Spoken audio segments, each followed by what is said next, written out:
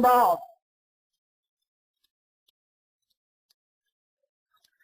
فلما نبأها به قالت من أنبأك هذا قال نبأني العليم الخبير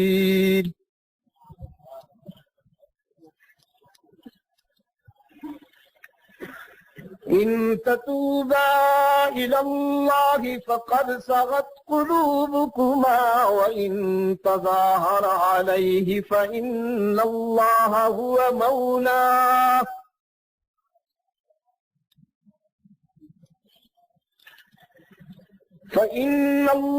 هو مولاه وجبريل وصالح المؤمنين والملائكة بعد ذلك ظهير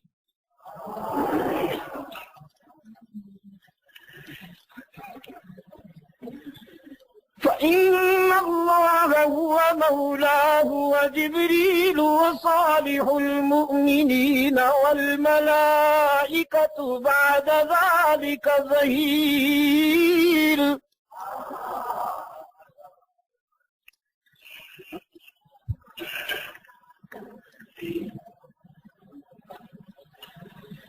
عسى ربه إن طلقكن أن يبدله أزواجا خيرا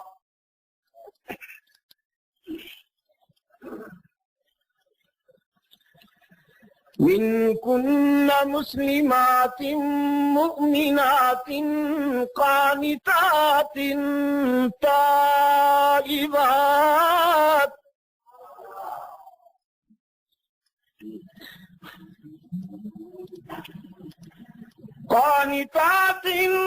تائبات عابدات سائحات ثيبات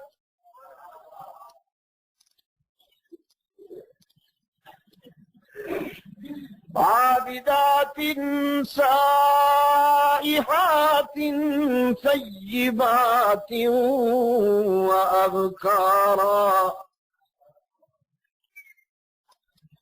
يا أيها الذين آمنوا قوا أنفسكم وأهليكم نارا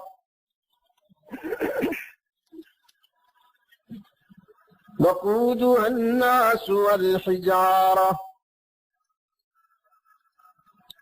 عليها ملائكة غلاظ شداد لا يعصون الله ما أمرهم ويفعلون ما يؤمرون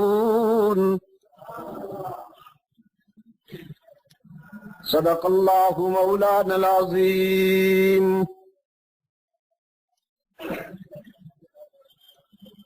فقال النبي صلى الله عليه وسلم إنما بعثت لأتمم مكارم الأخلاق وصدق رسوله النبي الأمي الكريم ونحن على ذلك لمن الشاهدين والشاكرين والحمد لله رب العالمين. خدا در انتظار حمد مانیست، محمد چشم بر راہ ثنا نیست. محمد حامد حمد خدا بس، خدا مدافرین مصطفیٰ بس. محمد از تو می خواهم خدا را، خدایا از تو حب مصطفیٰ را. اللهم صل علی محمد وعلی آل محمد كما صليت على إبراهيم وعلى آل إبراهيم إنك حميد مجيد. اللهم بارك على محمد وعلى آل محمد كما باركت على إبراهيم وعلى آل إبراهيم إنك حميد مجيد.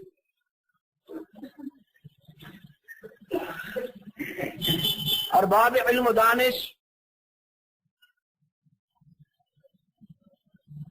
واجب الاحترام حضرات علماء کرام، محترم بزرگوں، عزیز دوستوں، آج 7 اکتوبر 1991 ہم یہاں جامعہ حنفیہ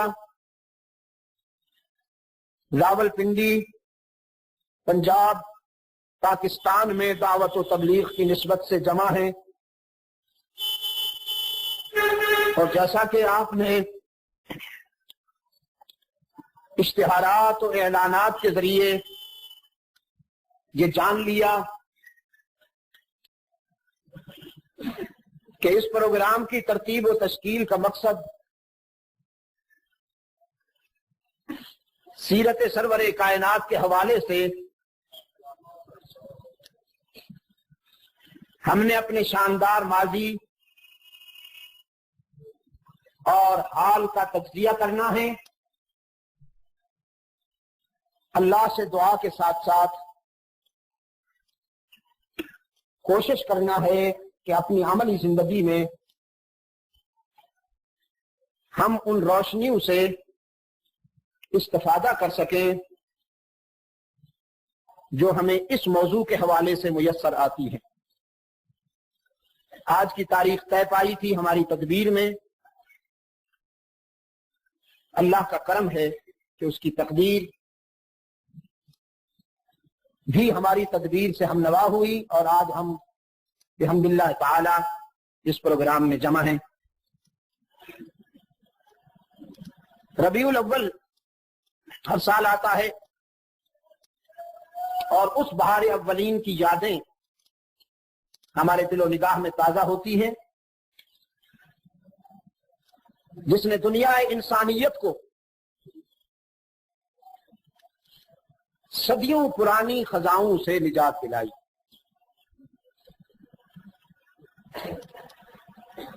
وہ بہار اولین کہ جس پر قیامت تک اب خزاں نہیں آئے گی۔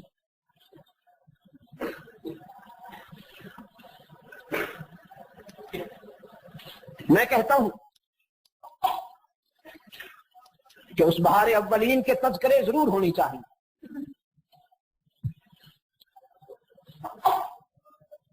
اور اس پس منظر پر فرزندان اسلام کو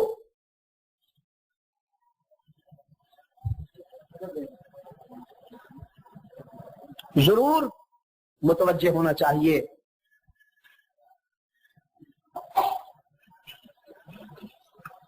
کہ جس کے بغیر ہم اپنی زندگیوں میں تبدیلی نہیں لا سکیں گے۔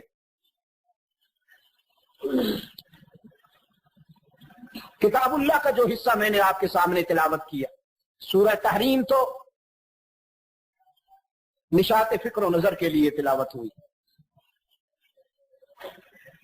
لیکن اس سے پہلے جو خطبہ میں آیت میں نے پڑھی جس میں حق تعالی کا ارشاد ہے،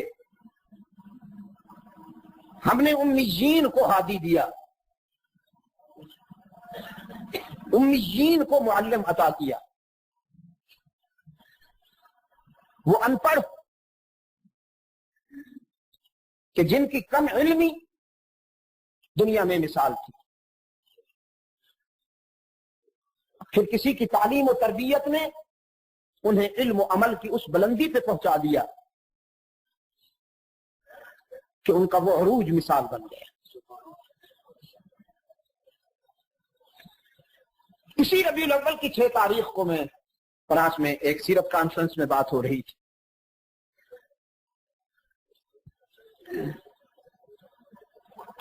وہ کمبائن قسم کا اجلاس تھا، کمبائن میٹنگ تھی، مسلمان بھی تھے، عیسائی بھی تھے، مسجد بھی اور چرچ بھی، یہ سب اس میں آئے ہوئے تھے۔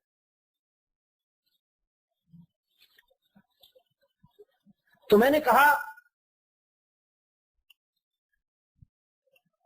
کسی نے ہوا پہ محنت کی، تاریخ نے اسے احترام کی نظر سے دیکھا۔ کسی نے پانی پہ محنت کی، تاریخ نے اسے احترام کی نظر سے دیکھا۔ کسی نے مٹی پہ محنت کی، تاریخ نے اسے اپنے دامن میں جگہ دی۔ کسی نے لوہے پہ محنت کی، تاریخ کے دامن میں وہ بھی محفوظ ہو گئے۔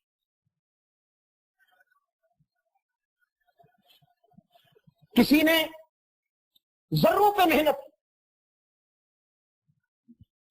انسانی تاریخ میں وہ بھی ہیرو کہلایا۔ کسی نے جڑی بوٹیوں پہ محنت کی، انسان اسے بھی احترام کی نگاہ سے دیکھتا ہے۔ تو پھر اگر انسان کی آنکھ کا پانی خشک نہیں ہوا اور اس کا جذبہ احسان شناسی پست نہیں ہوا تو پھر اسے اس کا بھی احترام کرنا چاہیے جس نے خود انسان کو قیمتی بنایا۔ رحمت عالم صلی اللہ علیہ وسلم فرزندان اسلام کے محسن نہیں ہے، صرف محسن انسانیت۔ آپ صلی اللہ علیہ وسلم کے موقف نے اور آپ صلی اللہ علیہ وسلم کی تعلیمات نے اور آپ صلی اللہ علیہ وسلم کے انقلاب نے صرف مسلمانوں کو نہیں، انسانیت کو ہلاکتوں سے نجات دلائی۔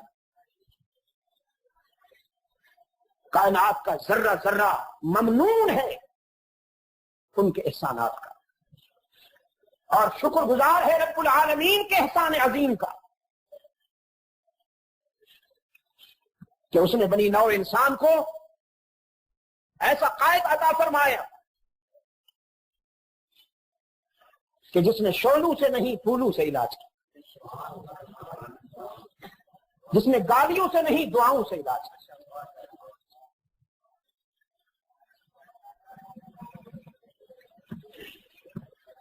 جس نے اشتعال اور اضطراب سے نہیں ضبط اور استقامت سے علاج کیا، جس نے انتقام سے نہیں درگزر سے علاج کیا، جس نے زخم لگا کے نہیں زخم سہ کے علاج کیا۔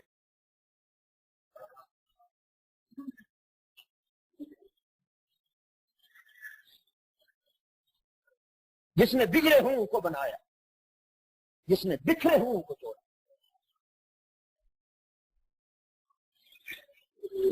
جو گلیوں میں بکھرے ہوئے تنکوں سے بھی بے وزن تھے، بے قیمت،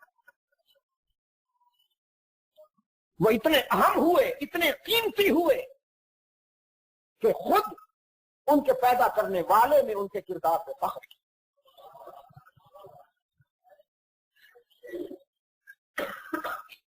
اپنے دور خلافت میں مکتب مصطفی کا ایک تلمیذ جسے اسلامی ڈکشنری میں فاروق اعظم کا ٹائٹل ملا،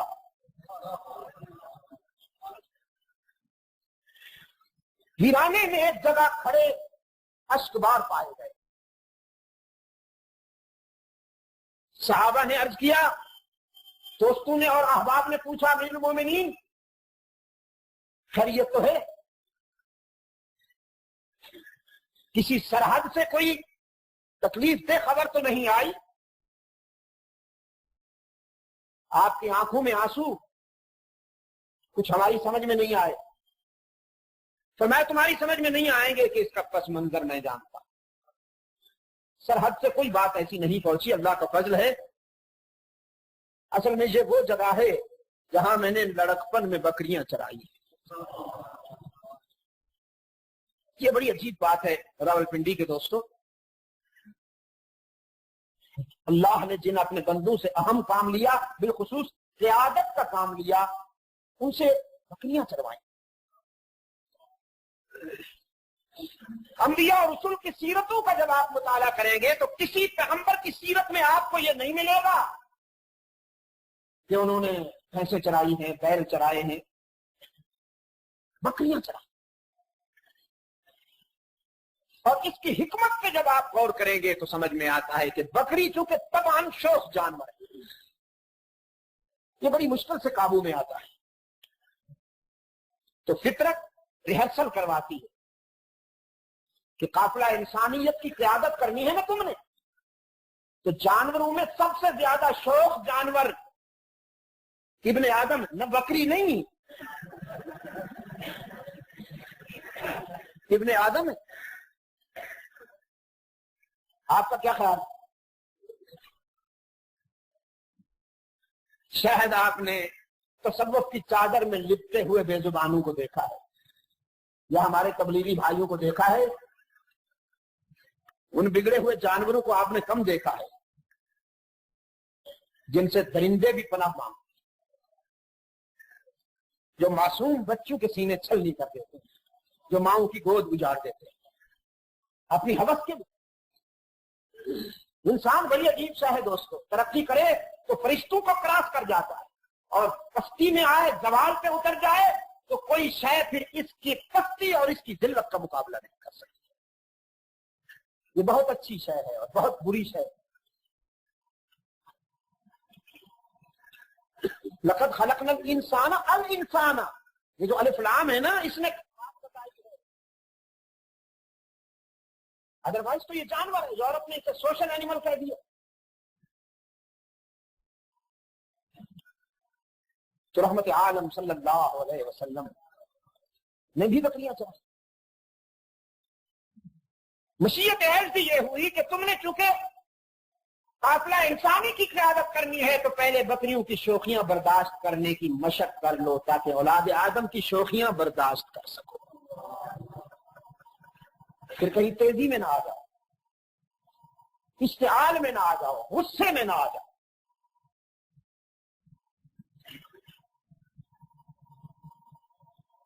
فاروق اعظم رضی اللہ تعالیٰ عنہ نے فرمایا میں نے یہاں بکریاں چرائی ہیں،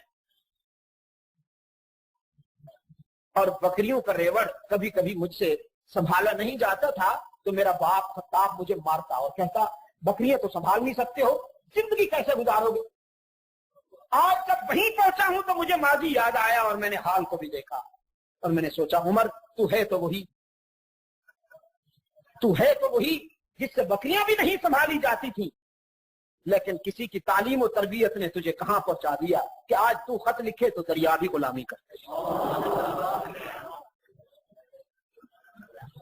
کسی کے فیض نظر نے تجھے کیا سے کیا بنا دیا کہ آج تو حکم دے تو ہوائیں بھی غلامی کرتی ہیں، کانپتی ہوئی زمین پہ ٹھوکر لگائے تو زلزلے تھم جاتے. کسی استاد نے تجھے کیا بنا دیا؟ میرے عزیز دوستو، بنی نو انسان کو اپنے اس محسن کی یاد تازہ کرنی چاہیے. لیکن جیسا کہ ہمارے بھائی ابھی فرما رہے تھے، ہماری ایک پہچان ہے، اس مکتب فکر کی ایک پہچان ہے کہ ہم اپنے جذبات اور اپنے احساسات کو رحمت عالم صلی اللہ علیہ وسلم کی اطاعت میں رکھتے ہیں، حضور کی سنتوں کے تابع رکھتے ہیں. ہماری یہ پہچان، اللہ ہمیں اس پر قائم رکھے. آمین. دنیا والے ناراض ہوتے، وہ کہتے نہیں سنتوں کو جذبات کے تابع کرو، اور ہم کہتے ہیں نہیں جذبات کو سنتوں کے تابع کرنا ہے. تو ارشاد ہوا ہم نے ان پڑھوں کو معلم دیا جس کے 3 شعبے قرآن کریم میں ذکر ہوئے، یتلو علیہم آیاتہ ویزکیہم ویعلمہم الکتاب والحکمہ. تلاوت آیات، تزکیہ اور تعلیم، 3 شعبے. یہ وہی 3 شعبے ہیں جن کا تذکرہ دعائے خلیل میں ہے. فرمایا وَإِذْ يَرْفَعُ إِبْرَاهِيمُ الْقَوَاعِدَ مِنَ الْبَيْتِ وَإِسْمَاعِيلُ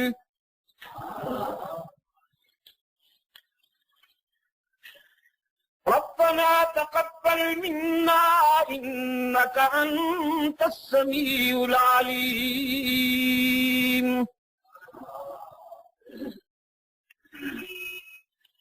رَبَّنَا وَاجْعَلْنَا مُسْلِمَيْنِ لَكَ وَمِنْ ذُرِّيَّتِنَا أُمَّةً مُسْلِمَةً لَكَ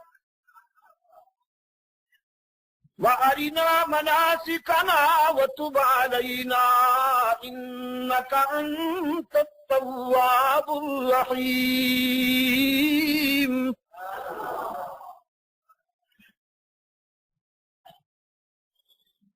رَبَّنَا وَابْعَثْ فِيهِمْ رَسُولًا مِّنْهُمْ يَتْلُو عَلَيْهِمْ آيَاتِكَ وَيُعَلِّمُهُمُ الْكِتَابَ وَالْحِكْمَةَ وَيُزَكِّيهِمْ إِنَّكَ أَنْتَ الْعَزِيزُ الْحَكِيمُ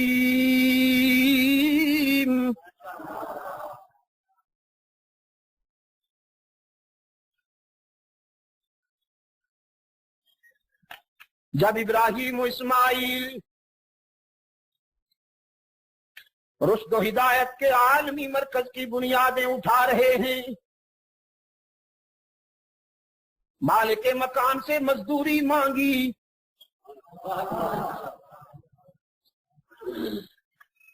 سب سے پہلے تو عرض کیا ہماری کوشش اور اخلاص کو قبول کیجئے کہ ہم انسان ہیں، اگر کوئی کوتاہی ہو جائے تو معاف فرمائیے۔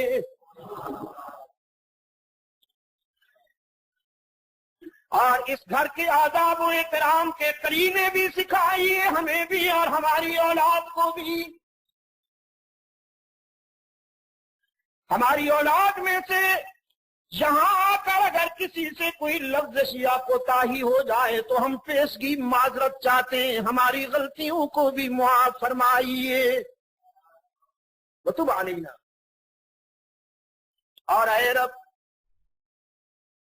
مزدوری دے دے، پسینہ بہایا ہے ہم نے، محنت کی ہے، بڑے وزنی پتھر اٹھائے ہیں ہم نے تیرے گھر، مزدوری دے دے۔ دامن ہے خلیل کا اور خزانہ ہے رب العالمین کا، تو دیکھیے کیا جوہر مانگا خلیل نے۔ عرض کیا ربنا وبعث فیہم رسولا، ہم نے رشد و ہدایت کا عالمی مرکز تو بنا دیا، اب اس میں معلم بن کر آنے والا بھی میری اولاد میں سے عطا کر۔ ربنا وبعث فیہم رسولا منہم،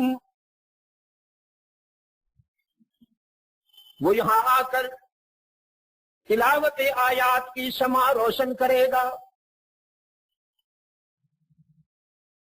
کتاب و حکمت کی تعلیم دے گا، پھر انہیں پاک بنائے گا۔ انک انت العزیز الحکیم، ہم نے مانگا تو نے عطا کرنا ہے، لیکن عزیز بھی تو ہے، حکیم بھی تو ہے، اگر ہمارے مانگنے میں اور طلب میں کوئی کمی ہو تو اپنی حکمت سے اسے پورا کر دے۔ حق تعالیٰ نے وہ کمی پوری کی، فرمایا هو الذی بعث فی الامیین رسولا منہم یتلو علیہم آیاتہ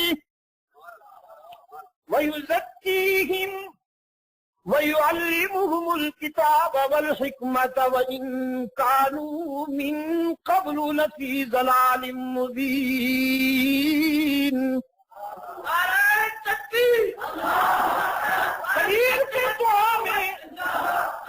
کی دعا میں تلاوت آیات کے بعد تعلیم کتاب و حکمت کی بات تھی، رب العالمین نے یہ کمی پوری کر دی، ترتیب یوں کر دی، تلاوت آیات پہلے، پھر تزکیہ، پھر تعلیم، خلیل نے عرض کیا الہ العالمین، رشد و ہدایت کی اس عالمی مرکز میں میرا بیٹا تیرا رسول معلم بن کے آئے گا، آیات سے دلوں کو گرمائے گا، پھر تعلیم سے، حکمت سے، تعلیم کتاب و حکمت سے انہیں موڑے گا، پھر پاک بنائے گا، پھر کٹائی ہوگی۔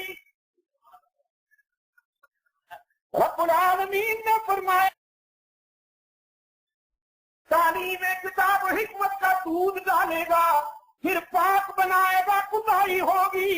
حق تعالی نے فرمایا نا میرے خلیل، مانگا تو ہے تو نے، کٹائی ہوگی۔ حق تعالی نے فرمایا نا میرے خلیل، مانگا تو ہے تو نے اپنے اخلاص کی روشنی میں، لیکن حکیم چونکہ میں ہوں تو نے خود اعتراف کیا۔ میری حکمت کا تقاضا یہ ہے کہ تلاوت کی حکمت سے دلوں کو گرمائے، پھر تزکیے کی آگ سے انہیں پاک کرے، برتن صاف ہو جائے تو پھر کتاب و حکمت کا دودھ ڈالے، اس لیے کہ برتن صاف نہ ہو تو دودھ چاہے کتنا ہی اچھا کیوں نہ ہو خراب ہو جاتا ہے۔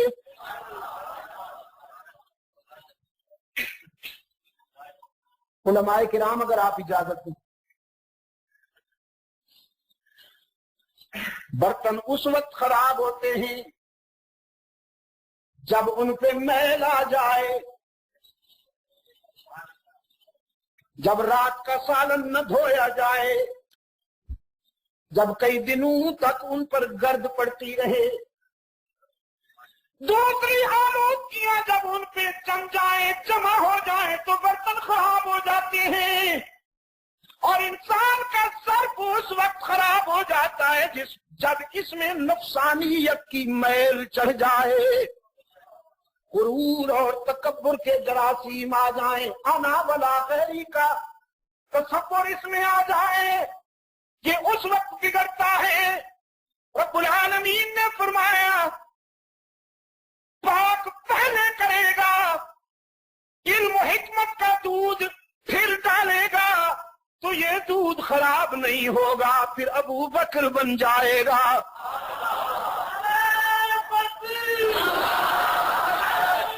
فاروق اعظم تیار ہوگا، پھر عثمان ابن عفان تیار ہوگا، پھر علی المرتضیٰ بن جائے گا، پھر سلمان و بلال بن جائے گا، پھر طلحہ و زبیر بن جائیں گے، خالد بن ولید و عمرو بن عاص و ابو ہریرہ و عبد الرحمن بن عوف و سعد بن ابی وقاص و حسن و حسین و معاویہ بن ابی سفیان تیار ہوں گے۔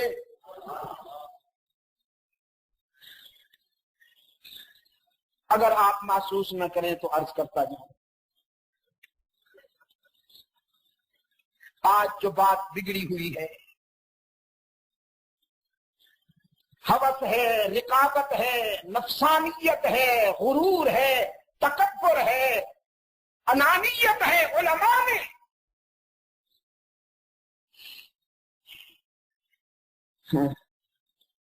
علماء نے وہ نزاکتے ہیں کہ دوشیزہ کیا کرے گی،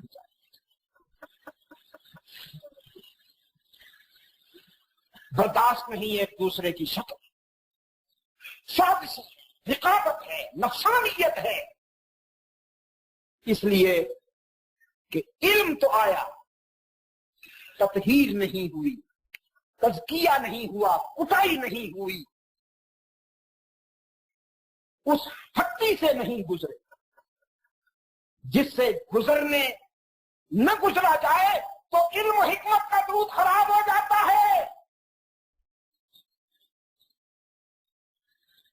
ہم اہل نظر کے ہاں بیٹھنا اس لیے ضروری سمجھتے ہیں، اولیاء کرام سے تعلق ہم کس لیے ضروری سمجھتے ہیں کہ وہ نفسانیت کو مٹا کر انسانیت کی روح پیدا کرتے ہیں،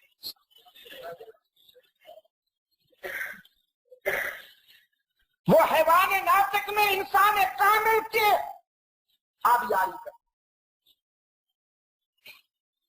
اس میں جو حیوانیت کے خواص ہیں ان کو مغلوب کر کے انسانیت کے خصائل کو غالب کر اور یہی رحمت عالم صلی اللہ علیہ وسلم کا اہم کام کہ آپ صلی اللہ علیہ وسلم نے حیوان ناطق کو انسان کامل بنایا.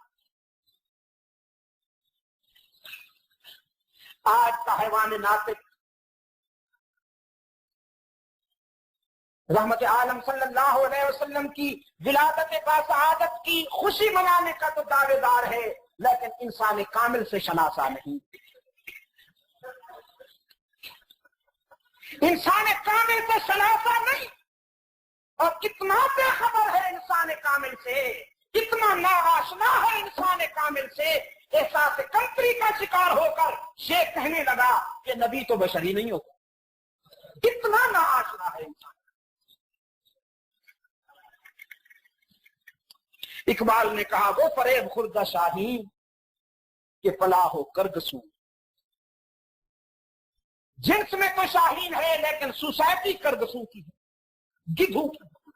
اسے کیا خبر کہ کیا ہے رہو رسم شاہبازی. میں کہا کرتا ہوں جو شاہ اسماعیل شہید کو نہیں پہچانتا، جو شاہ اللہ بخاری کو نہیں پہچانتا، جو محمود حسن کو نہیں پہچانتا، جو رشید احمد کنکوہی کو نہیں پہچانتا، محمد الیاس کو نہیں پہچانتا، وہ محمد عربی کو کیا پہچانے گا صلی اللہ علیہ وسلم.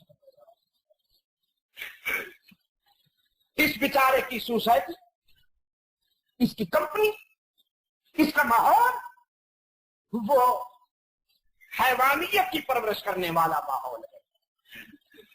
قوم کے نذرانوں پہ پلنے والے یہ تبرکات، جن کی نظر ہر وقت مرید کی جیب پہ رہتی ہے. وہ بیچارہ کھجلی بھی کرے تو یہ سمجھتے ہیں نذرانہ نکال رہا ہے ہمارے لیے. اب انہیں کیا پتا کہ انسان کس کو کہتے ہیں.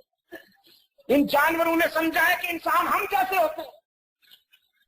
کمزور ہو تو کمزور انسان ہے، اور اگر ذرا پلا ہوا ہو تو یہ کہتے ہیں ماشاء اللہ بڑا اچھا موٹا تازہ انسان. حالانکہ یہ موٹا تازہ جانور ہے. انسان ابو بکر صدیق جیسے ہوتے ہیں. راولپنڈی کے دوستوں، سمجھاؤ قوم کے نذرانوں اور پلیٹوں پہ جینے والے مولوی صاحب کو. انسان کی عظمت کو معلوم کرنا ہے تو صحابہ کی زندگیوں کا مطالعہ کی. تو پھر جب شاگرد ایسے ہیں استاذ کیسا ہوگا؟ جب پھل ایسے ہیں درخت کیسا ہوگا؟ جب ذرے ایسے ہیں آفتاب کیسا ہوگا؟ جب قطرے یہ ہیں تو سمندر کیا ہوگا؟ جب اجزاء یہ ہیں تو کل کیا ہوگا؟ اصل کیا ہوگا؟ میرے عزیز دوستو، تزکیہ پہلے تعلیم بعد میں. اس کے نتیجے میں جو معاشرہ تیار ہوا، جو سوسائٹی تیار ہوئی، وہ دنیا کی نئی معاشرہ.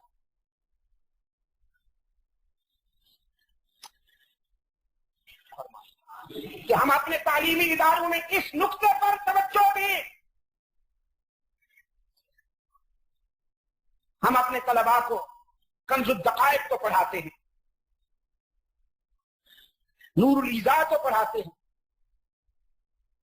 ہم اپنے طلباء کو مقامات تو پڑھاتے ہیں، حماسہ تو پڑھاتے ہیں، اور نہ معلوم کیا کیا پڑھاتے ہیں. لیکن ان کی روحانی تربیت پر بہت کم توجہ دی جاتی ہے، بہت کم توجہ دی جاتی ہے. محسوس نہ فرمائیے گا. اس نقطے پر خاص توجہ کی ضرورت ہے عزیز دوستو. رحمت عالم صلی اللہ علیہ وسلم کے مکتب سے جو لوگ تیار ہوئے وہ محتاج نہیں تھے، انہوں نے محتاجوں کی خدمت کی. اب اگر آپ اجازت دیں تو میں تو یہ کہوں کہ وہ محکوم بھی نہیں. رحمت عالم صلی اللہ علیہ وسلم نے غلام نہیں بنائے. آزادی فکر اور حریت انسانی کے وہ تاجدار مکتب مصطفی سے تیار ہوئے کہ جن کی پاؤں کی ٹھوکروں پر کیسر و کسرا کی بادشاہتیں تلکوں کی طرح اڑتی ہوئی نظر آئی.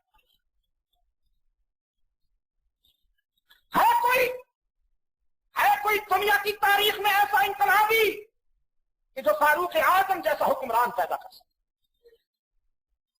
عثمان ابن عفان رضی اللہ تعالی عنہما جیسا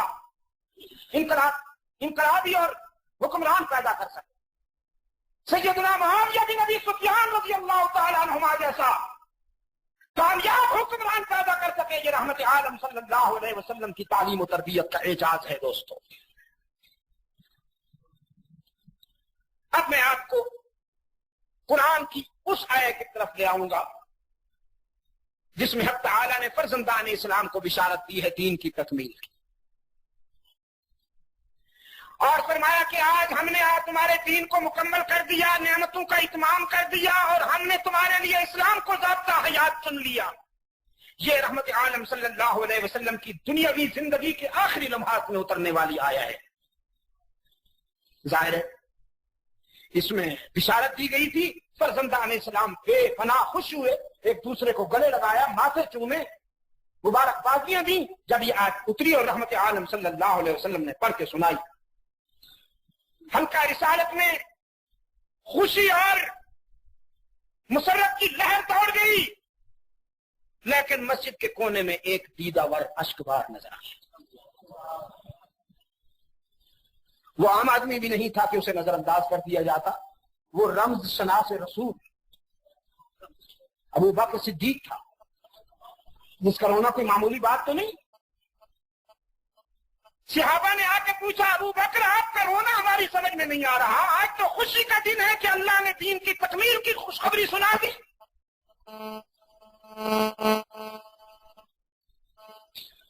فرمایا الیوم اکملت لکم دینکم واتممت علیکم نعمتی ورضیت لکم الاسلام دینا۔ جناب صدیق اکبر رضی اللہ تعالیٰ عنہ نے فرمائے، اس پر تو مجھے بھی خوشی ہے، میں بھی تمہیں مبارکباد کہتا ہوں، اللہ نے دین مکمل کر دیا، نعمتوں کے اتمام کا اعلان کر دیا، اور ہماری زندگیوں کے لیے اسلام کو ضابطہ حیات چن لیا۔ یہ اس کا کرم ہے۔ مجھے جس بات نے رلایا، میں جس بات کو سوچ کر اشکبار ہو رہا ہوں، وہ یہ ہے کہ یہی وہ اہداف ہیں جن کی تکمیل کے لیے میرا قائد آیا ہے۔ جب یہ اہداف مکمل ہو گئے، جب یہ مشن پورا ہو گیا، تو اب میں ڈر رہا ہوں کہ کہیں میرا محبوب مجھ سے جدا نہ ہو جائے۔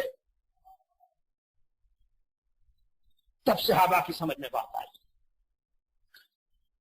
اور اعتراف کیا کہ جہاں صدیق کا فکر پہنچتا ہے، بہت کم کسی اور کا فکر پہنچتا ہے۔ پھر رحمت عالم صلی اللہ علیہ وسلم نے اپنی علالت کے زمانہ میں بھی جو خطبہ ارشاد فرمائے، مسجد نبوی میں صحابہ کو جمع کر کے فرمایا، اللہ نے اپنے بندے کو اختیار دیا ہے، اگر دنیا میں زندہ رہنا چاہو تو ہم تمہاری دنیاوی زندگی بڑھا دیں، لیکن اگر ہمارے جوار رحمت میں آنا چاہو تو پھر تیاری کرو۔ ہو تو اب بھی ہمارے جوار رحمت میں، اب بھی ہمارے سایہ رحمت میں ہو، لیکن اب کبھی کبھی آپ کو دنیا کے دکھ رلا دیتے ہیں، کبھی کبھی آپ کو ساتھیوں کا غم اشکبار کر دیتا ہے، کبھی کبھی آپ کو مصائب و آلام سے گزرنا پڑتا ہے، تکالیف سے گزرنا پڑتا ہے۔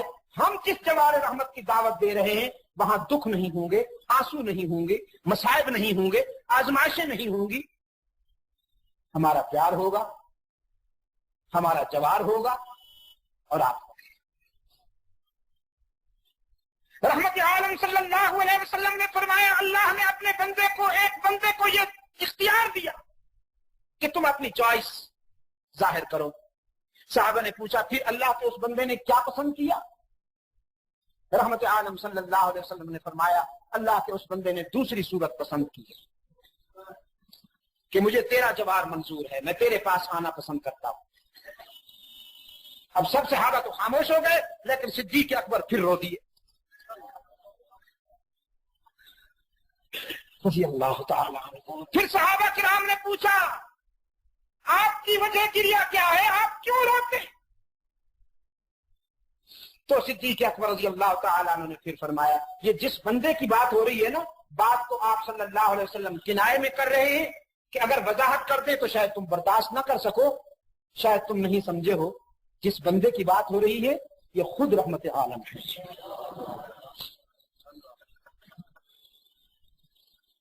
اسی خطبے میں رسول اللہ صلی اللہ علیہ وسلم نے یہ بھی فرمایا اگر مجھے کسی کو خلیل چننے کا اختیار ہوتا، جس طرح اللہ نے اپنے ابراہیم کو خلیل چن لیا، اگر مجھے دنیاوی زندگی میں کسی کو خلیل بنانے کا اختیار ہوتا تو میں ابو بکر کو اپنا خلیل چنتا،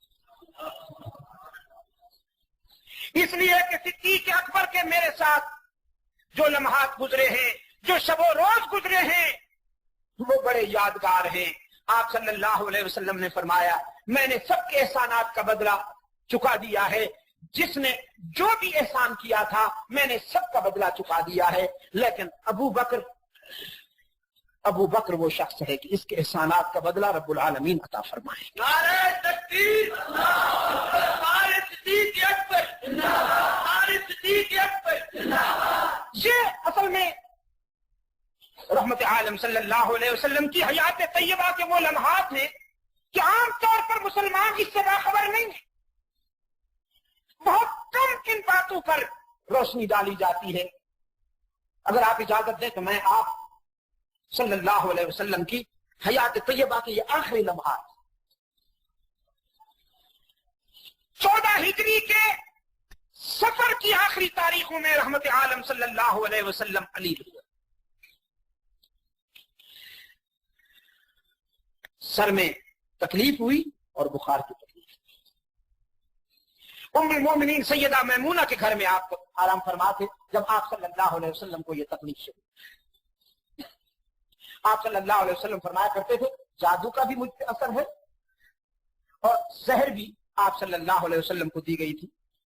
اللہ نے اپنا کام تو لیا، وہ مشن تو پورا ہوا، لیکن اب دنیا کی روانگی کا وقت آیا دنیا سے، تو یہ اسباب اس طرح بنے کہ آپ کو تکلیف ہوئی اور یہ تکلیف بڑھتی چلے گی، لیکن آپ صلی اللہ علیہ تو یہ اسباب اس طرح بنے کہ آپ کو تکلیف ہوئی اور یہ تکلیف بڑھتی چلے گی، لیکن آپ صلی اللہ علیہ وسلم نے مختلف علاقوں سے دنیا بھر سے آنے والے وفود سے ملاقاتیں جاری رکھی، اور آپ صلی اللہ علیہ وسلم نے اپنی حیات طیبہ میں جو آخری فوجی دستہ روانہ کیا ہے وہ سیدنا زید رضی اللہ تعالیٰ عنہ کے نوجوان بیٹے سیدنا اسامہ کی قیادت میں فوجی دستہ تھا جو آپ صلی اللہ علیہ وسلم نے روانہ فرمایا۔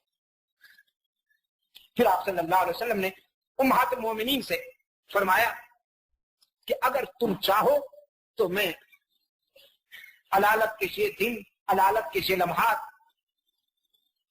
عائشہ صدیقہ کے حجرہ میں گزارتا ہوں۔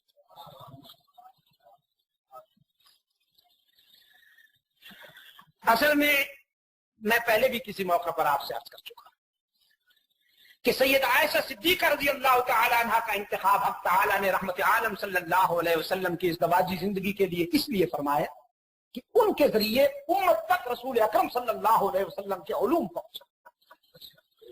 جیسے ابھی شیخ فرما رہے تھے کہ بیرونی زندگی اور اندرونی زندگی یہ دو شعبے ہیں اللہ کے رسول صلی اللہ علیہ وسلم کی سیرت کے، اور علامہ ابن تیمیہ رحمۃ اللہ علیہ کے بقول امت مسلمہ کے لیے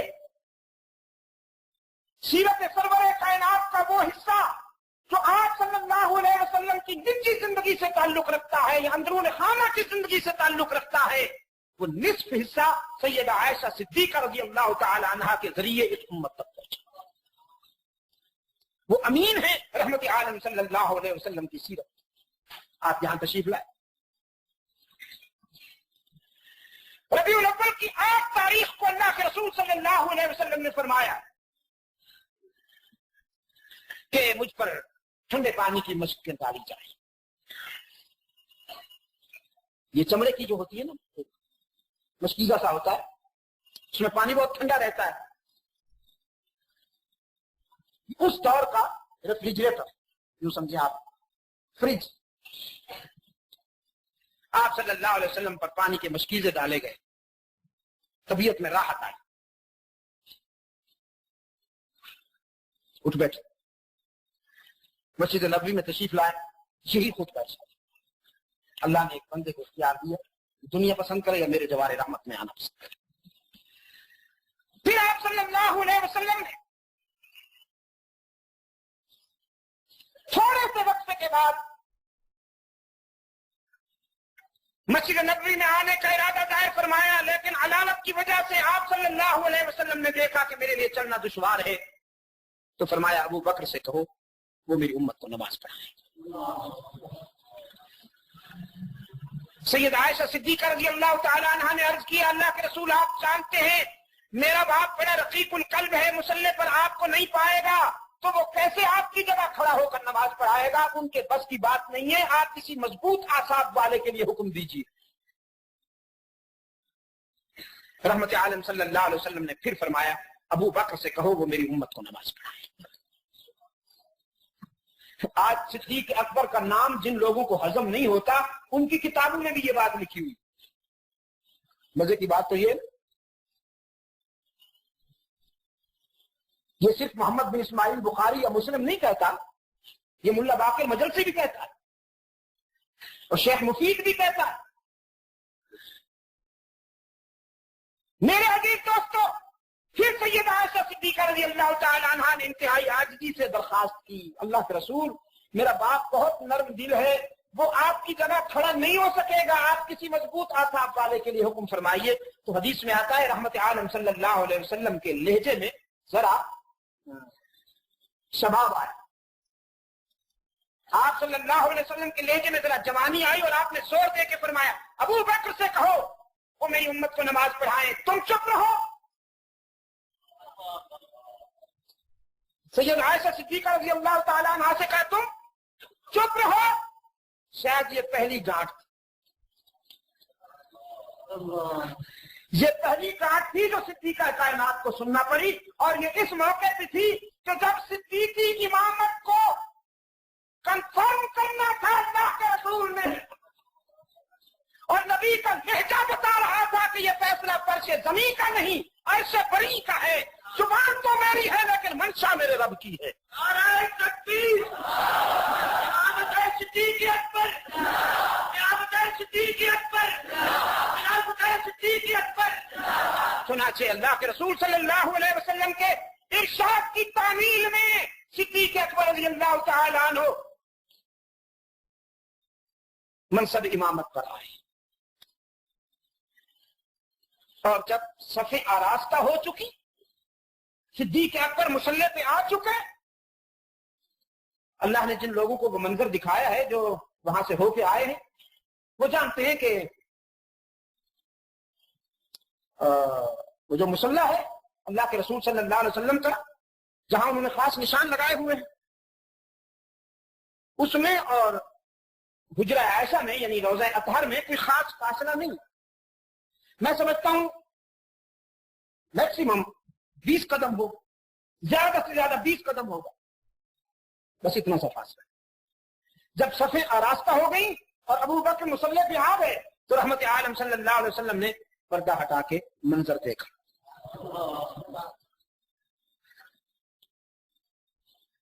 ہاں وہ حسن بے مثال میرے پیش نظر ہے کہ ذرے بھی دیکھ لیں تو طواف نظر کریں.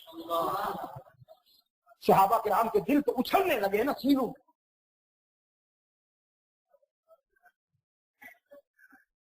اب مجھے بھی لے چلا.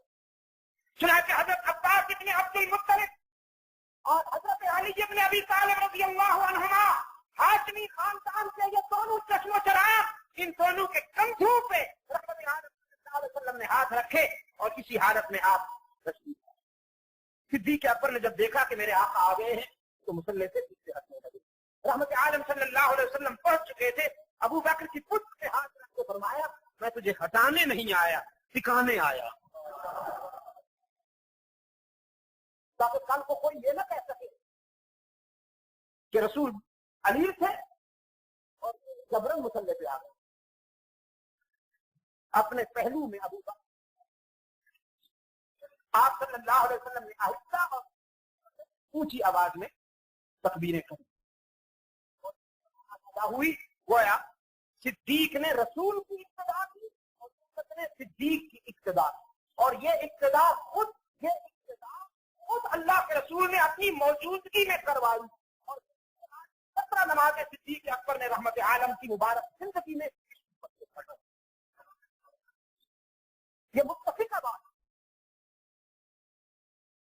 دنیا کی کسی عدالت میں اسے جا سکتا ہے دعوے سے کہتا ہوں، اور اسلام کا آئیڈیالوجی میں امام ہوتا ہے وہ دنیا میں بھی امام۔ یہ تو انگریز کا چھوڑا ہوا معاشرہ ہے نا، دنیا کو علیحدہ کر دیا اور مولوی کو دھکیل کے مسجد میں بند کر دیا۔ یہ انگریز کا چھوڑا ہوا معاشرہ ہے، انگریز کی چھوڑی ہوئی سوسائٹی۔ مولوی کی علامت یہ کہ یہ نمازیں پڑھا، یہ اذانیں دے، یہ زکات و صدقات کے رحم و کرم پہ جیے۔ حکومت وہ کریں گے کہ جو آپ کے سامنے نام اسلام کا لیں گے، اور ہم بھی کتنے سادہ ہیں، ہم نے بغور کے درخت سے آموں کے پھل کی امید ہے، ہماری سادگیوں کی بھی کوئی حد ہے۔ چار لوگ پہلو بدل بدل کے کھیل کھیلتے ہیں اور ہم استعمال ہوتے جاتے ہیں، دعائیں کر رہے ہیں بڑی اخلاص کے ساتھ، رو رو کے اے اللہ کیکر کے درخت سے آم، میٹھے میٹھے آم دے دے۔ بھئی اللہ دے سکتا ہے، میں انکار نہیں کرتا، وہ تو بغیر کسی درخت کے بھی دے سکتا ہے۔ سیدہ مریم کو اس نے دیے، یہ تو کیکر کا درخت ہے، وہ کیکر کے درخت کے بغیر بھی پھل دے سکتا ہے، اسے اختیار ہے۔ لیکن آپ یہ سوچیں کہ آپ فطری دعا مانگ رہے ہیں اللہ، سنت اللہ یہ ہے اگر آپ کو آم چاہیے تو درخت بھی آم کا لگائیے نا۔ اگر آپ کو اسلام چاہیے تو پھر اس منصب پر علماء کو لائیے، قرآن و سنت کے حاملین کو لائیے، جن کی اپنی زندگی پر اسلام نظر آئے وہی اس ملک میں اسلام لائیں گے، جن کی اپنی 5 فٹ کی کائنات میں اسلام نام کی کوئی شے نظر نہیں آتی، آپ ان سے اسلام کی توقع رکھے ہوئے ہیں۔ اپنے عقل کی علاج کیجئے دوستو، کیا آپ کے اندر عقل نہیں ہے یا میدا غالب آ گیا؟ مفادات نے بصیرت مار دی۔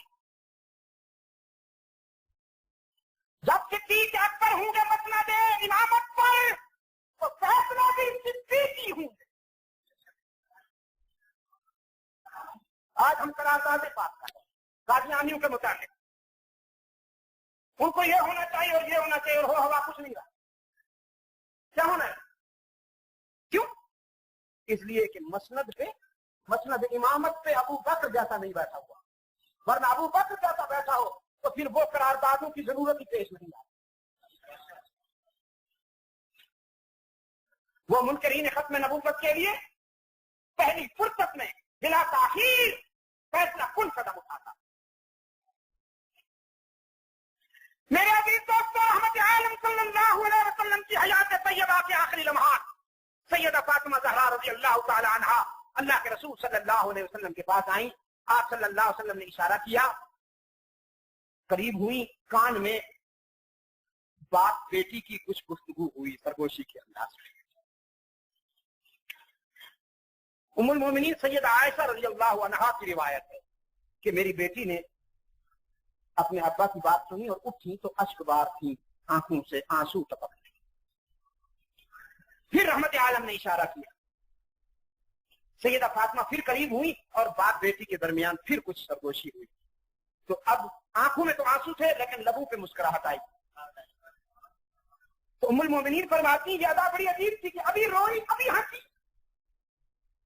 وہ وقت تو نہیں تھا تفصیل معلوم کرنے کا، لیکن وفات کے بعد ہم نے پوچھا بیٹی اس دن کی کہانی کیا ہے کہ ایک ہی لمحے میں آپ روئیں اور پھر اسی لمحے میں آپ ہنسی، وہ بات کیا ہے؟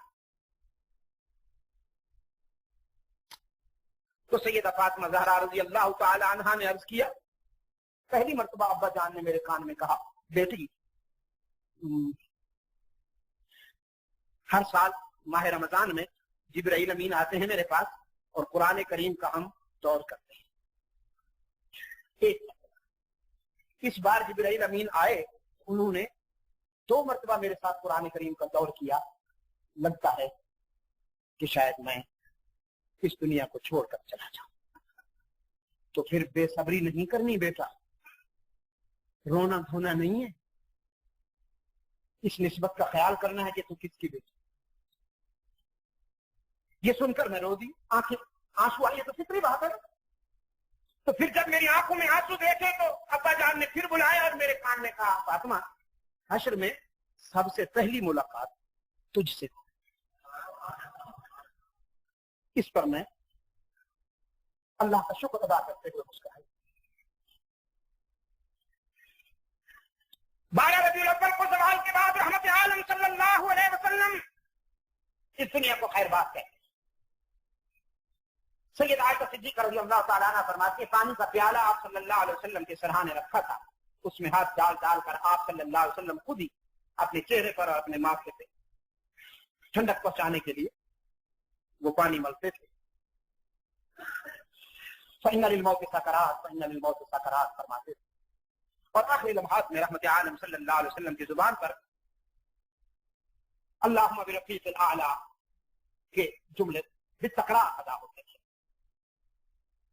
सैयद आयशा सिद्दीक़ा फरमाती है, मेरे भाई अब्दुर्रहमान मिसवाक करते हुए आए और रहमत आलम ने बड़ी प्यार की निगाहों से देखा। मैं समझ गई कि आप चाहते हैं कि मिसवाक करूं। मैंने अपने भाई से वो मिसवाक लिया, उसे तरतीब दिया, उसे ठीक करके रहमत आलम की खिदमत में पेश किया। तो आप सल्लल्लाहु अलैहि वसल्लम ने बड़ी चाहत के साथ, बड़े प्यार के साथ वो मिसवाक इस्तेमाल फरमाया और ये हुजूर का आखिरी अमल था। मिसवाक करना हुजूर का आखिरी अमल था। आप भी तो मिसवाक क्या करते हैं, इसी तरह करते हैं जिस तरह आपने जवाब दिया। मेरे अजीज दोस्तों, 12 रबीउल अव्वल को ज़वाल के बाद रहमत आलम सल्लल्लाहु अलैहि वसल्लम ने इस दुनिया को खैर बात कहा और अल्लाह की जवार रहमत पर चली। मदीना के दरो दीवार पर उदासी आ गई। हसनैन के दिल पे क्या गुजरी, मैं वो अल्फाज कहां से लाऊं कि वो कैफियत बयान कर। सैयदा फातिमा ज़हरा रज़ियल्लाहु ताला अन्हा के गम का यह आलम था। फरमा रही थी, सुब्बत अलैया मसाइबुल लौन्नहा, सुब्बत अलल अय्याम सिरना लयालिया। मेरे वालिद गिरामी की मौत ने मेरे दिल पर वो गम और वो सदमे ढाए हैं कि अगर उन गमों का कुछ हिस्सा चमकते हुए सूरज पे पड़ जाए तो उसकी रोशनी खत्म हो जाए। फारूक आजम की बेकरारी का यह आलम था कि शमशीर बकस फिरते थे मदीना के गली कूचों। फरमाते थे, खबरदार अगर किसी ने यह कहा कि इन्ने मोहम्मदन कद मात, गर्दन उड़ा दूंगा, सर कलम कर दूंगा उसका। और रावलपिंडी के दोस्तों, फारूक आजम की जमीन से बल पड़ जाए तो कोई मामूली बात नहीं है। अजीब कैफियत है मदीना में। सिद्दीक़ अकबर को अल्लाह सदाए खैर अता फरमाए। हर ऐसे मोड़ पर, हर ऐसे नाजुक मरहले पर इनके तदब्बुर ने रहनुमाई की। सिद्दीक़ अकबर रज़ियल्लाहु ताला अन्हु पहले अल्लाह के महबूब के हुजरा में गए, रहमत आलम सल्लल्लाहु अलैहि वसल्लम के चेहरे से चादर हटाई, फरमाया, तुझ का हय्य व मय्यत, मेरे महबूब तेरी जिंदगी भी हसीन है, तेरी मौत भी हसीन है।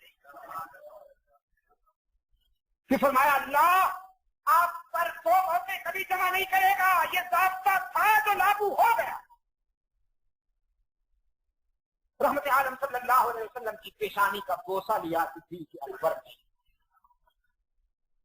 फिर बाहर आए, फारूक आजम के इख्तिलाफ का मंजर देखा तो फरमाया, इब्ने खत्ताब मेरी बात सुनो, बैठो।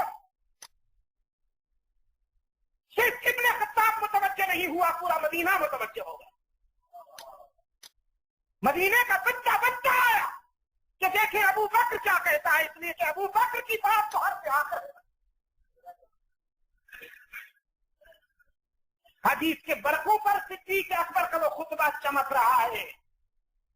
अल्लाह आपको तौफीक अता फरमाए कि आप उसका मुताला करें और समझें।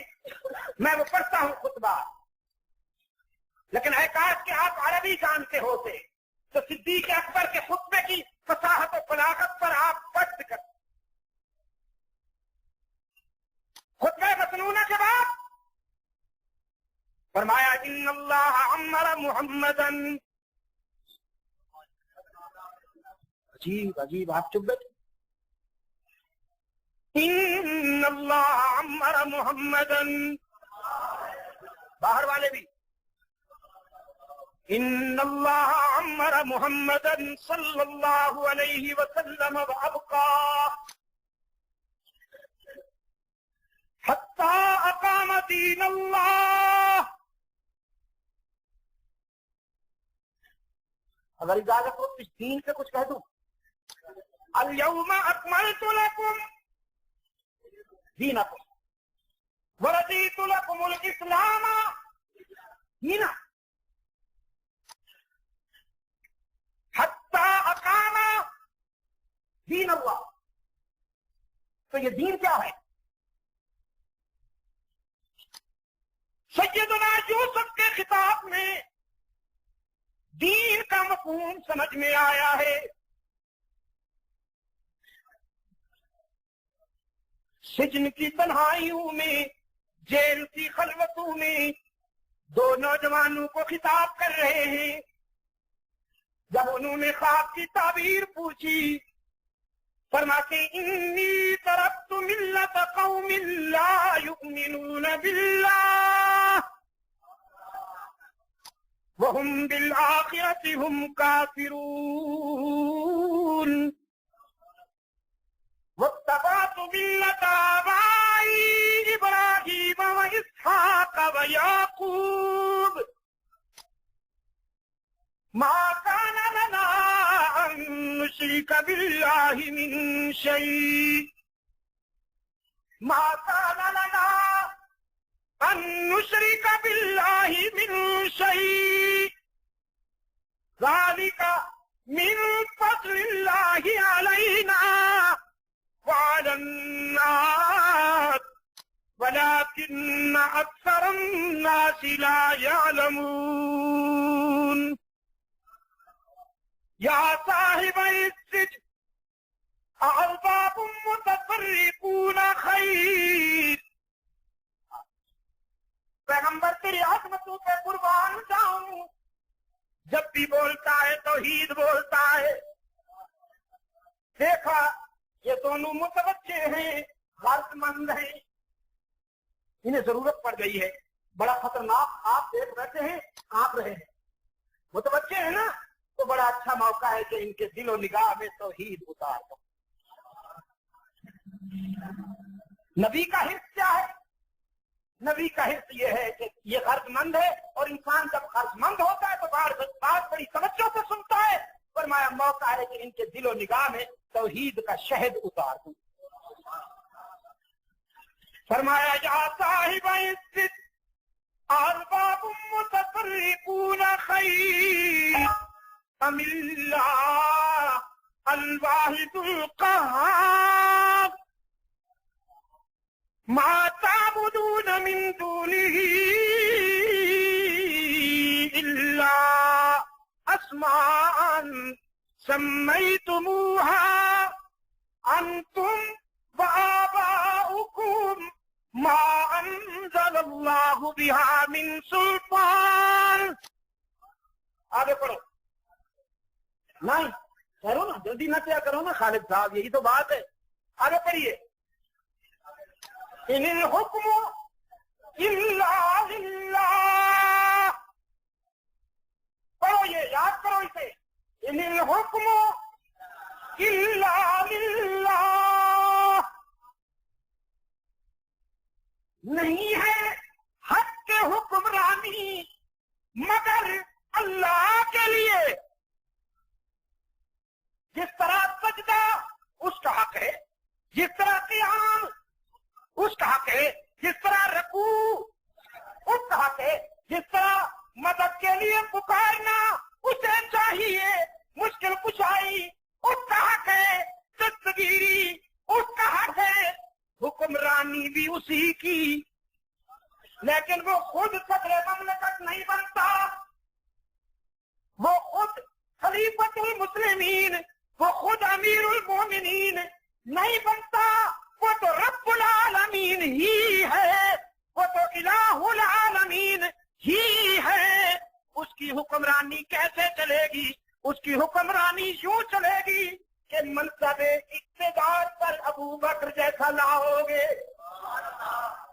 اور اگر ابو بکر جیسا، عمر جیسا، عثمان و علی جیسا، یعنی جن کی اپنی زندگی پر اللہ کی مشیت حاکم نہ ہو، اس کا دین حاکم نہ ہو، جن کی اپنی زندگی پر شریعت مصطفی نظر نہ آئے، اس کو اپنا حاکم بنانا بھی شرک نہیں، شرک عظیم ہے۔ ان الحکم الا للہ، ان الحکم، راول پنڈی کے بے زبانوں، بھول گئے ہو یہ باتیں؟ کہیں اور پہنچے ہوئے ہو نا؟ ان الحکم الا للہ، یا صاحب السجن ارباب متفرقون خیر ام اللہ الواحد القہار ما تعبدون من دونه الا اسماء سميتموها انتم وآباؤكم ما انزل اللہ بها من سلطان۔ پڑھو آگے، ان الحکم الا للہ، آگے ہمارا اس نے حکم دیا اللہ تعبدوا الا ایاہ، حکم ہے اس کا کہ نہ عبادت کی جائے مگر انسانی زمین کی عاجزیوں کے لیے مسجود، معبود ہر جگہ موجود، اللہ الغیوب، کارساز و تدبیر، حاجت روا و مشکل کشا، عزت دینے والا، رزق دینے والا، اولاد عطا کرنے والا، بیماریاں دور کرنے والا، مصائب میں مشکلات میں کام آنے والا، ذالک الدین القیم۔ اب آئی بات، ہمارا اللہ تعبدوا الا ایاہ، ذالک الدین القیم، یہ ہے دین قیم، حتی قام دین اللہ۔ صدیق اکبر نے اپنے خطبے میں ارشاد فرمایا ان اللہ عمر محمدن، جزاکم اللہ۔ آپ کے منہ میں گھی اور شکر، تو پھر ڈاکٹر کہتے ہیں شوگر ہو جاتی ہے اس سے، تو کیا کہوں پھر؟ آپ کے منہ میں اللہ کا حمد اور تسبیح اور اس کے محبوب پر درود و سلام، اللہم صلی علی محمد وعلی آل محمد کما صلیت علی ابراہیم وعلی آل ابراہیم انکا حمید مجید، اللہم بارک علی محمد وعلی آل محمد کما بارکت علی ابراہیم وعلی آل ابراہیم انکا حمید مجید۔ فرمایا ان اللہ عمر محمدن، مدینہ متوجہ ہے، دم بخود ہے صحابہ، میں کہتا ہوں پوری کائنات متوجہ ہے صدیق اکبر کے خطبہ کی طرف۔ فرمایا ان اللہ عمر محمدن صلی اللہ علیہ وسلم وابقا، اللہ نے اپنے معبود کو محمد عربی کو زندگی دی اور جب تک چاہا اس دنیا میں باقی رکھا، اور محمد عربی نے بھی صلی اللہ علیہ وسلم اللہ کی عطا کردہ زندگی کا ایک ایک لمحہ اس کی مرضی کے مطابق گزار دیا، حتی اقام دین اللہ وَأَظْهَرَ كَلِمَةَ اللَّهِ وَبَلَغَ رِسَالَةَ اللَّهِ وَجَاهَدَ فِي سَبِيلِ اللَّهِ۔ چار شعبے بیان کیے صدیق اکبر میں، ایک بھی تاریخ لکھنے کے متعلق نہیں ہے،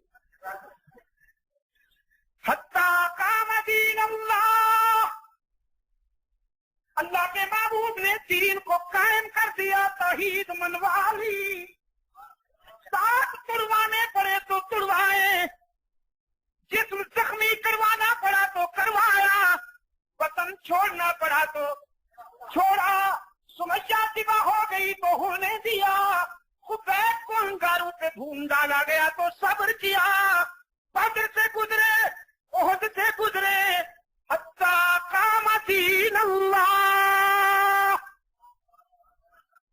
منوایا کہ معبود کون؟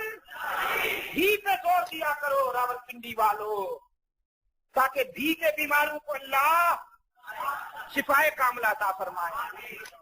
دین قائم کیا، فاظہر کلمۃ اللہ، اور اللہ کی بات کو ظاہر کر دیا، وبلغ رسالت اللہ، حق کے رسالت ادا کر دیا، وجاہد فی سبیل اللہ، زندگی کا ایک ایک لمحہ جہاد میں گزار دیا، حتی توفاہ اللہ علی ذالک، ثم توفاہ اللہ علی ذالک، اللہ نے اسی حالت میں اپنے معبود کو اپنے دامن رحمت میں لے لیا۔ ٹھیک ترجمہ کر رہا ہوں، توفاہ اللہ علی ذالک، اسی حالت میں اپنے معبود کو کلیجے سے لگا دیا۔ اور ہمارے قائد نے ہمیں کیسے چھوڑا؟ وَقَدْ تَرَكَكُمْ عَلَى الطَّرِيقَةِ، ہمارے قائد نے ہمیں پھٹکنے کے لیے نہیں چھوڑا، ہدف متعین کر دیا، ٹارگٹ کنفرم ہو گیا، آزما لیا، جھنجھوڑ لیا، پرکھ لیا، ٹٹول لیا، خود بھی مطمئن ہوئے، ممتحن بھی مطمئن ہو گیا، پھٹکنے کے لیے نہیں چھوڑا، استقامت کے لیے چھوڑا ہے۔ اللہ کے فضل و کرم سے ہم اب استقامت کے راستے پر چلنے والے ہیں، وہ مشن مکمل ہو گیا۔ فَإِنَّ مِنْكُمُ اللَّهُ رَبُّهُ، فَإِنَّ مِنْكُمْ اللَّهُ رَبُّهُ فَهُوَ حَيٌّ لَا يَمُوتُ، وَمَنْ كَانَ يَعْبُدُ مُحَمَّدًا وَيَزْعُمُهُ إِلَٰهًا فَإِنَّ إِلَٰهَهُ قَدْ مَاتَ۔ وفي روایت من كان يعبد الله فهو حي لا يموت، ومن كان يعبد محمدا فإن محمدا قد مات۔ دیکھو جی کتنا دو ٹوک انداز ہے، کوئی تکلف نہیں، ہم ادنی لوگ ہیں نا، ہم بڑے تکلفات سے، بات تو کوئی زمین دکھتی نہیں ہے۔ اللہ نے ایسے تو نہیں اس زبان کو اپنی کتاب کے لیے منتخب کیا، عربی میں بھیڑا پن نہیں ہے، بڑا ٹوک انداز ہے اس کا۔ جنتیوں کی زبان بھی یہ ہوگی، گویا اللہ کی یہ سرکاری زبان ہے کہ عربی۔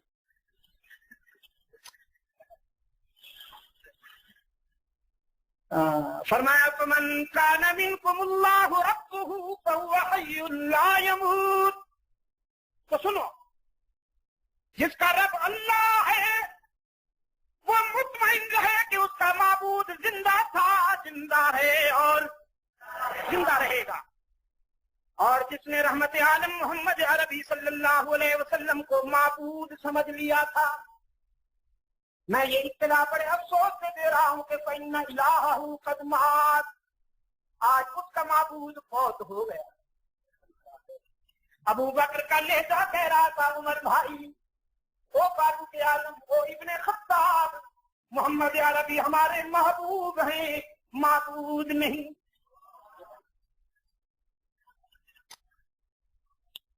فرمایا فاتقوا اللہ ایھا الناس واعتصموا بدینکم وتوکلوا علی ربکم فإن دین اللہ قائم وإن کلمۃ اللہ تامۃ وإن اللہ ناصر من نصرہ وإن کتاب اللہ بین اظہرنا وهو نور وشفاء۔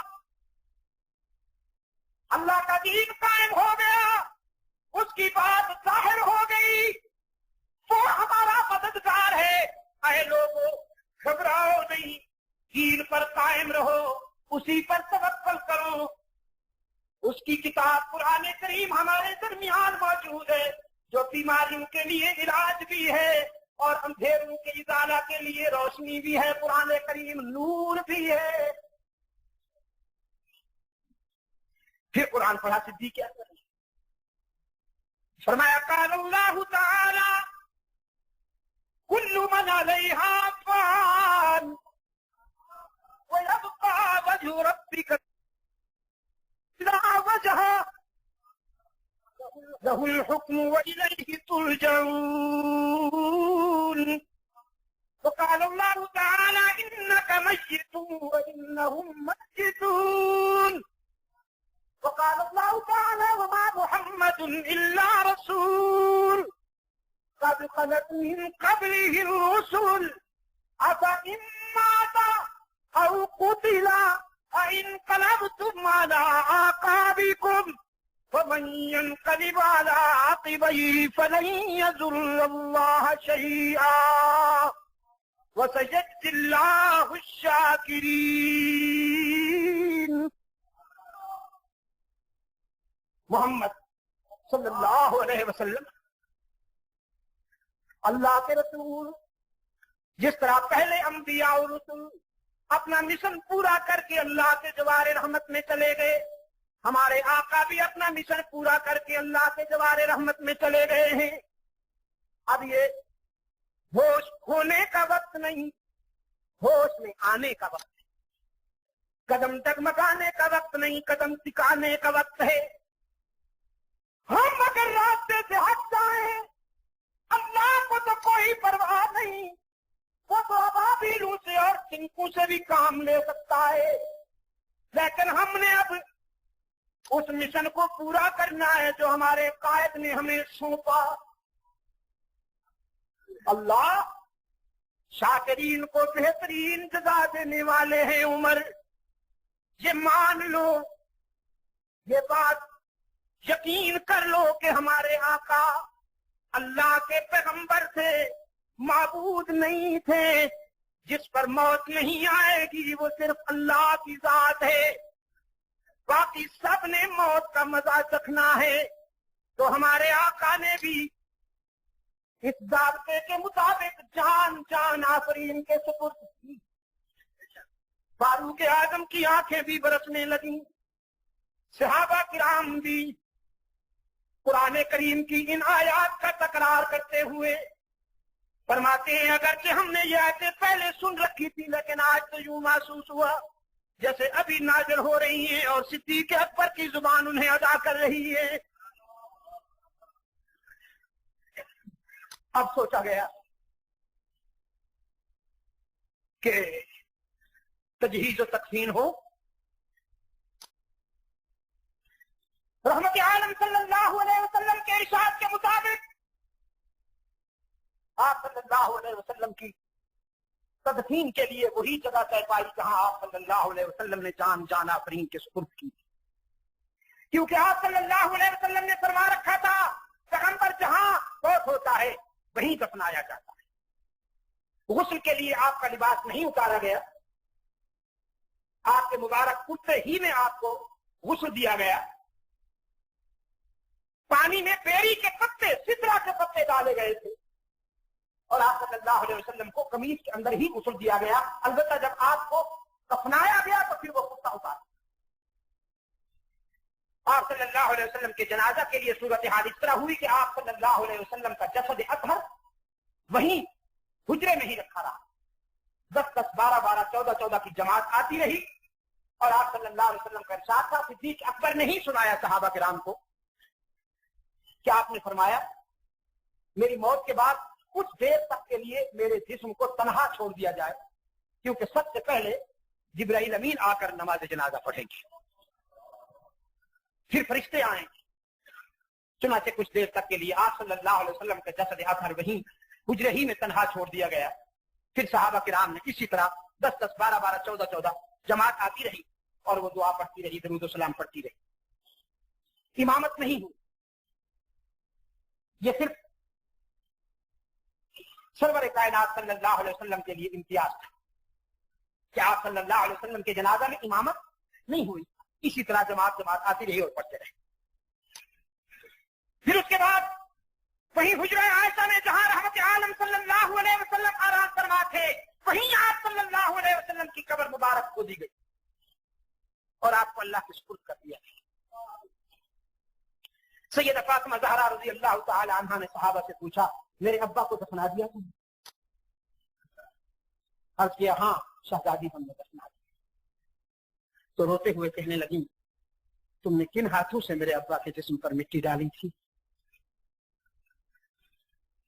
بس یہ کیفیت، یہ ایک بشری تقاضے کے مطابق کیفیت تھی جس کا سیدہ فاطمہ زہرا رضی اللہ تعالی عنہا نے ان الفاظ میں اظہار کیا، اپنے دکھ کا، اپنے اضطراب کا۔ میرے عزیز دوستو، ربیع الاول کی 12 تاریخ، جہاں ربیع الاول میں رحمت عالم صلی اللہ علیہ وسلم کی ولادت ہوئی، وہاں ربیع الاول ہی میں رحمت عالم صلی اللہ علیہ وسلم کی وفات۔ صحابہ کرام نے اس لیے جشن نہیں منایا اس مہینے میں کہ اگر اس مہینے میں رحمت عالم صلی اللہ علیہ وسلم کی ولادت ہوئی تو اس مہینے میں ان کے محبوب کی وفات۔ اب تک تو عام مسلمان کی زبان پر 12 ربیع الاول کے متعلق یہی الفاظ تھے کہ 12 وفات، لیکن اب اپنے نبی کے وفات کے دن کو ماشاءاللہ اس قوم نے عید کا دن بنا لیا۔ سرکار دو عالم ابھی تو قبر ان کے قبضے میں نہیں آئی، اگر رحمت عالم صلی اللہ علیہ وسلم کی قبر مبارک ان کے ہاتھ میں آ جائے، یہ تو عام بزرگوں کی قبروں کو مارکیٹ بنا دیتے ہیں، جسے اور کوئی کاروبار نہیں ملتا وہ کسی بزرگ کی قبر ہی پہ بیٹھتا ہے اور وہ بچو۔ تو اگر رحمت عالم صلی اللہ علیہ وسلم کی قبر مبارک ان کے ہاتھ آ جائے، یا اللہ سوچئے کیا کریں گے۔ لیکن رحمت عالم صلی اللہ علیہ وسلم نے دعا مانگی رب العالمین سے، الہ العالمین میری قبر کو ہوسکاروں سے بچائے رکھنا۔ ٹھیک ترجمہ کیا؟ ہوسکاروں سے میرے مرکز کو، میری قبر کو بچائے رکھنا۔ فرمایا لعن اللہ الیہود والنصارى، قال النبی صلی اللہ علیہ وسلم لعن اللہ الیہود والنصارى اتخذوا قبور انبیائهم مسجدا مساجدا۔ یہود و نصارہ پر اللہ کی لعنت کہ انہوں نے نبیوں اور اللہ کے رسولوں کی قبروں کو سجدہ گاہ بنا لیا۔ جو نبیوں رسولوں کی قبروں پہ سر جھکائیں ان پہ تو رسول نے لعنت کی ہے، اور جو ہر بڑے صاحب کی قبر پہ جھک جائیں وہ عاشق کہلائیں۔ تلک اذن قسمت ویزا۔ اور کاروباری فنکار کہتا ہے یہ تو تعظیم ہے، بزرگوں کی قبروں پہ جھکنا کیا ہے؟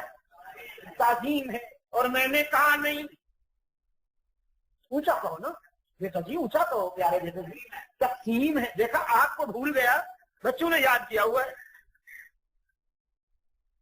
غیر اللہ کے آگے جھکنا تعظیم نہیں، اللہ کے حق میں تقسیم ہے۔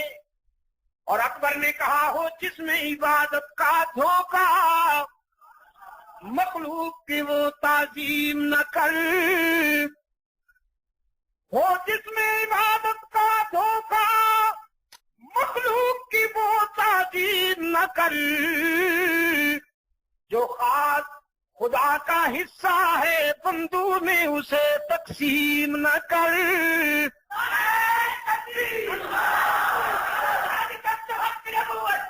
خاص خدا کا حصہ ہے بندوں میں اسے تقسیم نہ کر۔ سجدہ کس کا حق تھا، سجدہ کس کا حق ہے، اور سجدہ کس کا حق رہے گا۔ یہ آپ کو بھی کہہ رہا ہوں، اپنے دوستوں کو بھی کہہ رہا ہوں، جو مجھ پہ ناراض ہوتے فتوے لگاتے ان سے بھی کہہ رہا ہوں کہ مسعود کون ہے؟ یہ وہی آواز ہے جو میرے اسلاف نے مجھے سونپی ہے۔ یہ امانت ہے، جب تک زندہ ہوں اسے بلند کرتا رہوں گا۔ یہ امانت ہے مجدد الفسانی کی، یہ امانت ہے شاہ اسماعیل شہید کی، یہ امانت ہے شیخ القرآن مرحوم و مغفور